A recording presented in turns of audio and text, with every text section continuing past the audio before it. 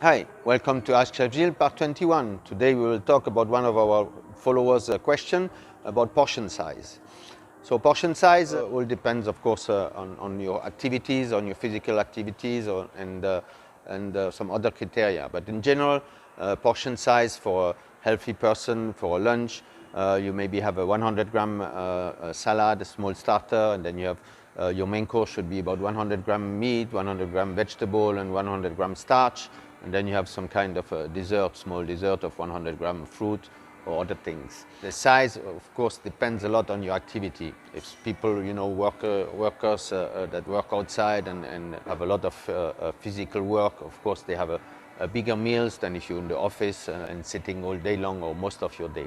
For dinner should be, of course, a little bit lighter, but breakfast can be quite heavy because you will have all the day to burn the calories. So breakfast heavy, lunch medium, and dinner small. That's the perfect balance for the day.